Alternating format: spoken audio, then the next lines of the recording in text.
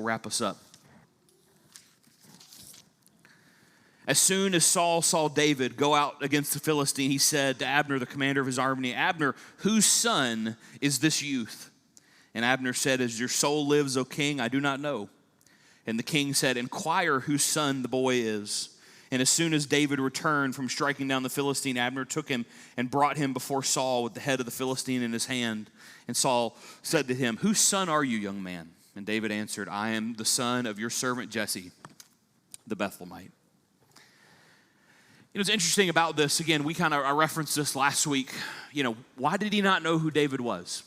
A lot of theories as to why this is. Again, this may not mean that Saul didn't recognize David. It could have been that Saul did recognize David, but was simply asking about David's family background, right? Give me more information. I know this is David, right? Of course this is David. David's the one that's come and played the harp for me all this time. But tell me more. Who is this champion? Could have been that. It could have also been that Saul, that he didn't recognize David. Again, there's different theories about this. Some believe that David played. Culturally, it was not uncommon, certainly for kings, that they would have had a screen of sorts that separated all the servants from the king. So it's very likely or possible that David had played all this time and Saul had never actually, or very limited, seen his face, who he actually was. There's also some time transpiring here. It's also very possible that David's appearance could have changed. Again, he was away from Saul for a while. 1 Samuel 17 and verse 15 tells us that.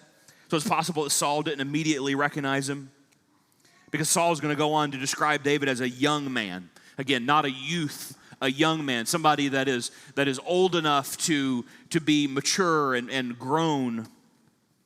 But David had won a great victory that day. As we wrap this up, and we'll kind of look at a few practical things, I want to point out one more. We're going to see the parallel. I think there's a lot of parallels between the story of David and Goliath, David and Christ. I mean, we see that foreshadowing many ways over the life of David and then of Christ. But again, just as an aside here, David and Jesus, they both fought the battle on ground that rightfully belonged to God, ground that they had lost. David and Jesus both fought when their enemy was able to dominate the people of God through fear and intimidation, right? Satan was able to accomplish this in the first century with Christ. The Philistines had this back in David's day. David and Jesus both were rejected by their peers. David and Jesus fought the battle without concern for human strategy or conventional wisdom. David and Jesus both won the battle, but saw that their enemies wouldn't give up willingly. But also David and Jesus both fought a battle where victory was assured before the battle even began. There's so much parallel between this.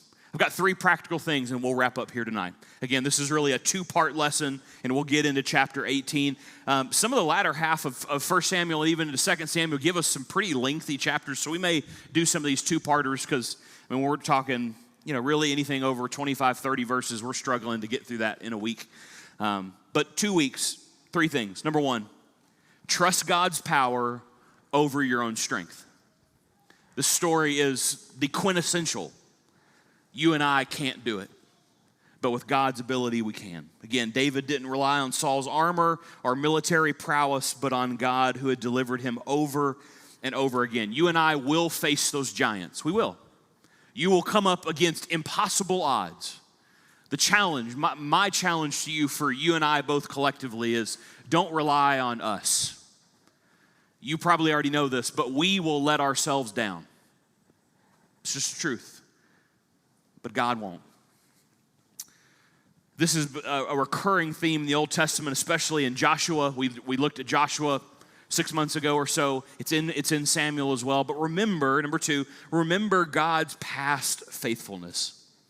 Again, this is a lot of foreshadowing that David gives us. David recalls how God delivered him over and over. The lion, the bear, all these circumstances. And he says, God will do the same.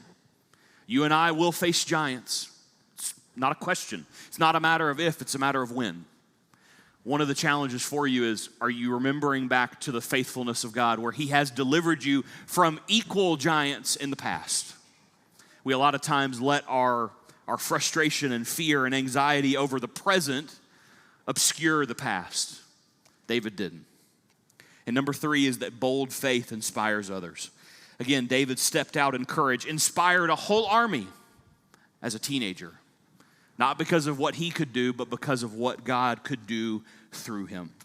The Israelite army became emboldened to go pursue the Philistines after Goliath fell. Your obedience, my obedience, faith can encourage others to step out as well. Tonight, if you aren't a Christian, we want to offer an invitation anytime we're together to put on Christ. David had the utmost faith that God would deliver. He knew that in spite of the odds that God would be there to deliver him, and he did. And that is a quintessential part of David's life. But it began with an intimate relationship with who God is. That's what started all of it. And even as old as these stories are, you and I still have the opportunity to have that same intimate relationship, to come to know God as Father through the waters of baptism. If we can help you in any way tonight, would you come let us know about it as we stand and as we sing?